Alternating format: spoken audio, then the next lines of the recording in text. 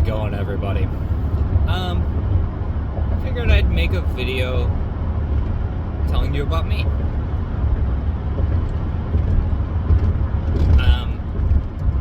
Where to start, right? So let's just start at the beginning. I am the son of a union household. My mom was in the Illinois State Union. My dad was IBEW and worked at Con Ed. That's the power plant. That's LIPA, or Light and Power, for Illinois. And my stepfather worked for Caterpillar, union man.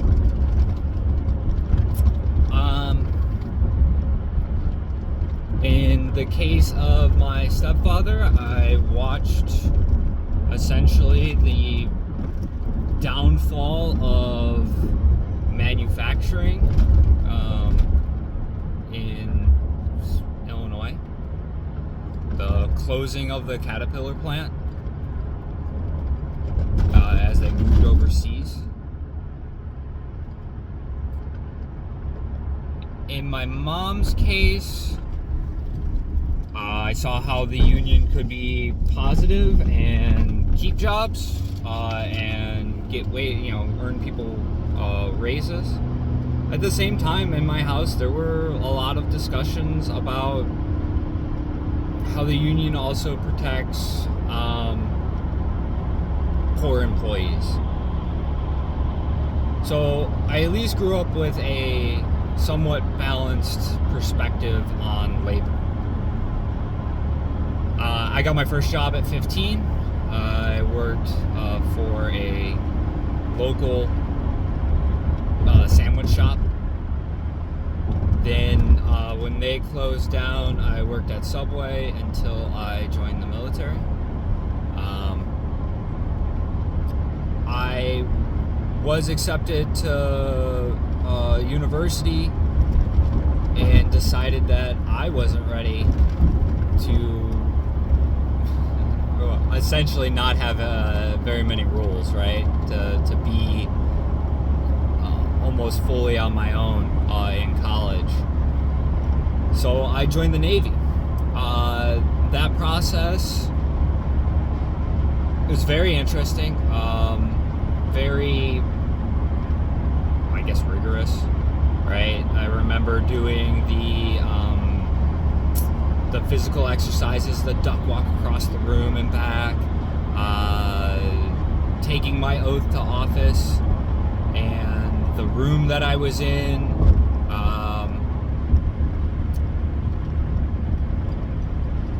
and the process of before going to boot camp. Once you've committed and you're supposed to do, like, I can't remember what it's called, but PT. You're supposed to do physical training like once a week with the recruiters and stuff, which I really never did. But I did attend some of the educational meetings. I went in as a nuke. I knew I was going in as a nuke. For those of you that are unaware, Navy nuke, that means I was trained, operated, qualified to operate the nuclear power reactors that we use on our submarines and aircraft carriers. I also volunteered for submarines pretty much right out of the gate. Kind of had that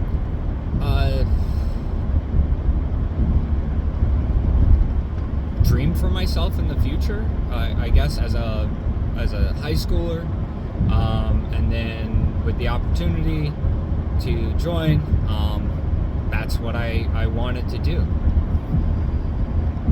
Trained for a year in the classroom, and then another 6 months at a practical facility called Prototype, and then was sent to the fleet. My original orders were to a boat in dry dock in Portsmouth, so I reported to that boat. If for those of you who aren't aware, in between when you essentially graduate from Prototype, get your orders, and go to actually report to your command, you get like a 30-day leave. everybody's a little different, but it's about that. Simply because for probably the last year and a half, you've maybe been able to take leave once for Christmas or Easter or a holiday that you celebrate. So I had my 30 days, reported to dry dock, where I was informed that I had my orders changed and that I was going to be going on deployment on Friday. It was Monday. And that I needed to report to Groton, Connecticut, and this Portsmouth, New Hampshire. So I threw all my stuff in storage because at that point I figured by the time I got down to Groton, reported to my boat, I really wasn't going to have any personal time, right? When you report to squadron command or to your boat, right, as fresh face, you're not sitting around. You're either filling out paperwork, you're reporting to your division, you're getting assigned all your bunk, if you're qualified something, what watches you'd be standing, things like that. So just from my time in training, I figured I wasn't going to have very much time except for to get ready for deployment and to report to the boat. So reported to the boat, went on deployment, 6-month deployment. That was in the Caribbean and the Pacific.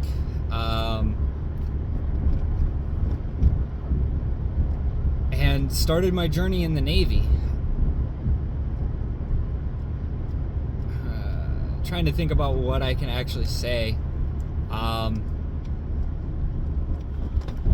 Well, got back from that deployment, blah, blah, blah. Had a second deployment that was in 07, 08, called it, and we went to the Persian Gulf, patrolled the Straits.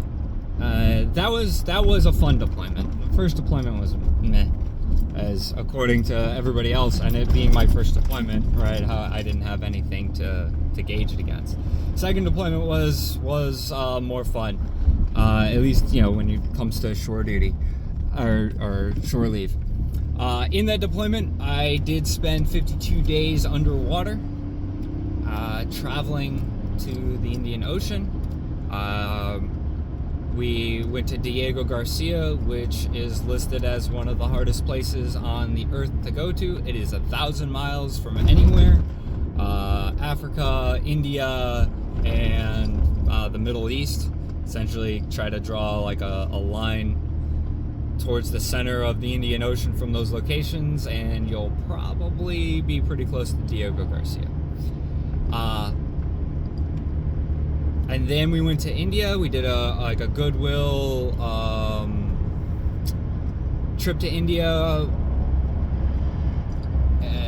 I remember playing soccer with probably like high school seniors or like the varsity team at a high school.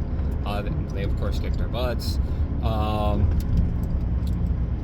And then we went to the Gulf, Bahrain. Did our mission, reported back into Bahrain. And then we made a little pit stop just outside of the Gulf of Fujairah, which, right, if you think of Bahrain as being the northern suburb of Dubai, then like Fujairah is almost like a southern suburb of Dubai. And that was a proof of mission where the whole point was to show foreign adversaries that we don't have to go through the strait in order to operate near the Gulf.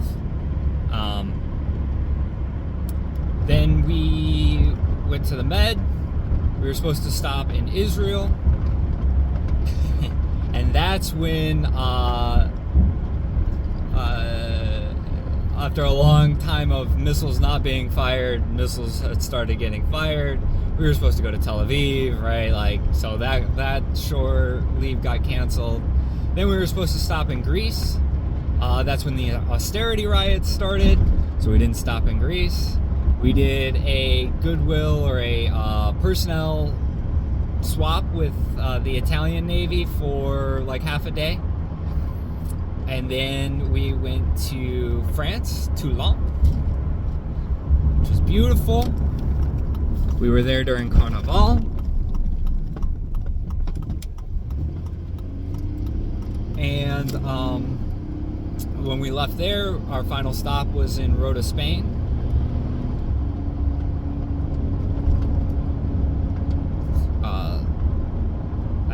And then so we went to Barcelona.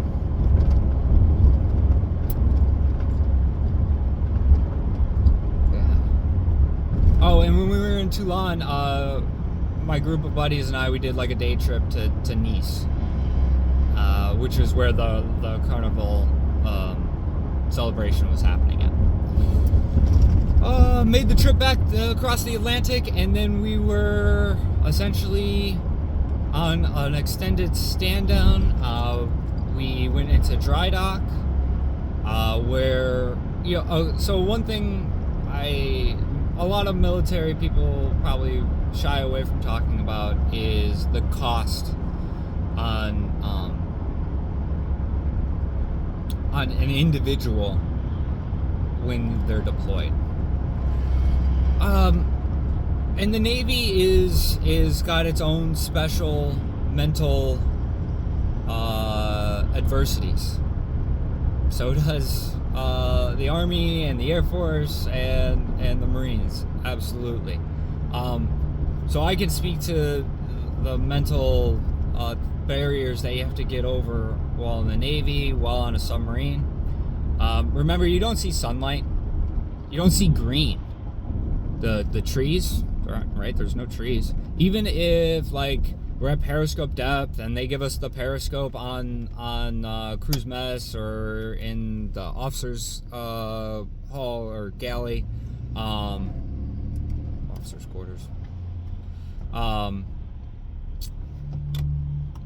there's no green. It's just blue ocean and blue sky. So there's kind of like that disconnect from reality.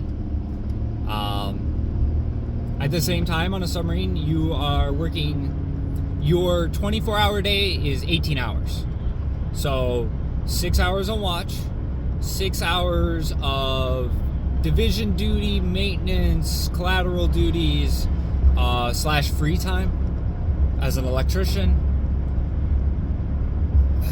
That was the free time portion of that was pretty limited, because everything electrical on the boat is essentially redundant, so that if it were to be lost, there was the other half of it that would work, which meant that you could shut stuff halfway down in order to work on it. And so you either make it or you don't. The hope is that some of the people who wouldn't be able to hack it would get kind of filtered out in training. I wouldn't say that really happens. But we lost, on my boat, 1, 2, 3, like just straight off the top of my head, to just straight up mental break. Probably another 4 to 5 to alcohol abuse, and maybe they weren't fully lost, but they needed time away from the boat. They had to go to rehab, whatever it could be. So, right, there is a toll on the individual. Dry dock was especially trying, especially if you were in some sort of leadership role, because of the level of planning and the lack of organization involved. So after dry dock, I had another couple more put outs to sea, and then I was at the end of my enlistment.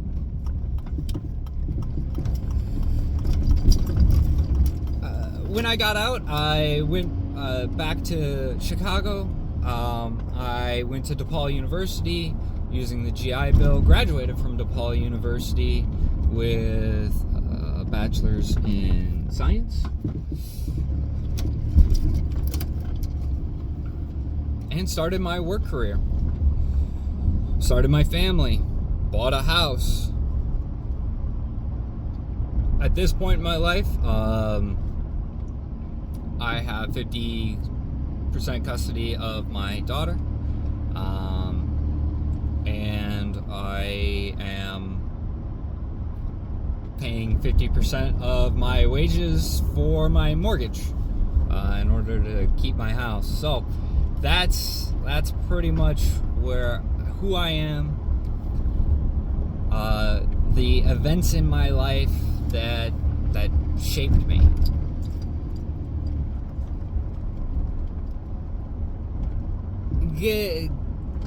Getting to the civilian side of things, I tried to be a person that is kind, that does think about others. When I see someone in need, I do what I can to help them. Couple of stories that come to mind. First one is when I was in college. I worked at Soldier Field doing concessions, and one day I bought a sandwich, a Jimmy John sandwich, on my way into work, and ate half of it. Was going to save the other half for after work. If you work at the stadium, if you work games, you kind of know you're there 2 hours before the game starts, and you could be there for a couple hours after the game ends, depending on what station you're at, what your job you're doing. So I had that other half of the sandwich, and had a guy ask me for money, and I said, man, I don't have any money, but I got half a sandwich. And that's what I was able to give.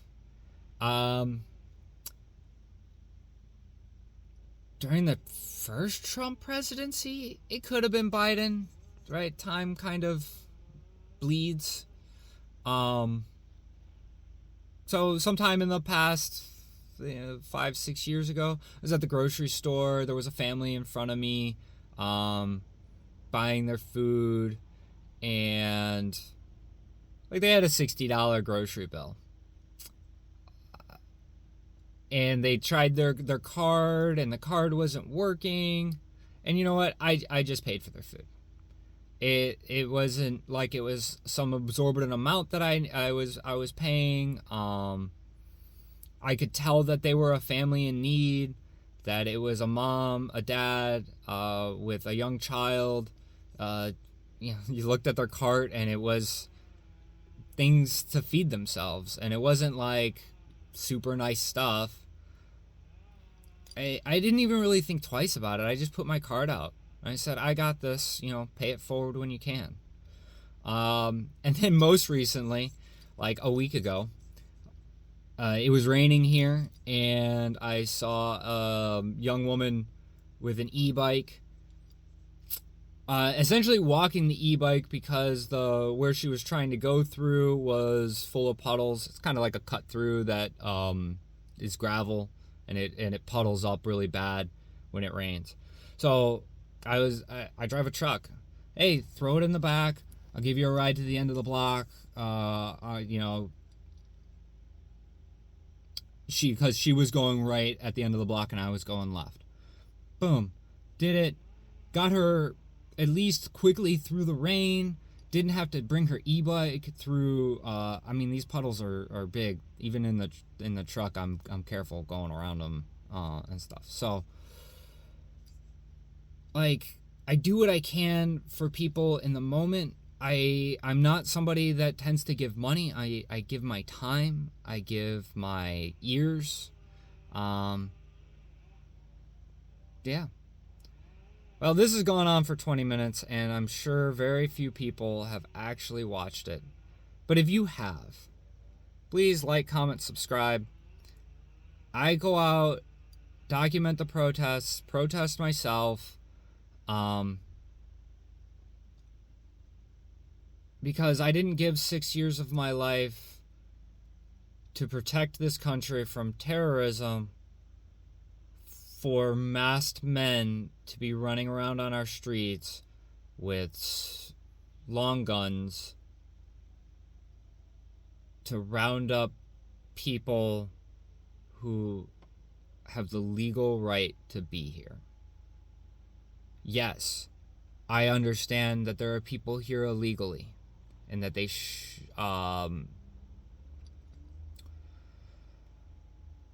and that we need to at least be monitoring them. But a lot of these people who come through illegally go through the court system so that they can at least do the right thing. Become a citizen, become part of the fabric of our society. You know what? I'll leave you with this. For yourself, when you want to do something that you know skirts the line, could be considered the gray area, do you ask for permission or do you beg for forgiveness?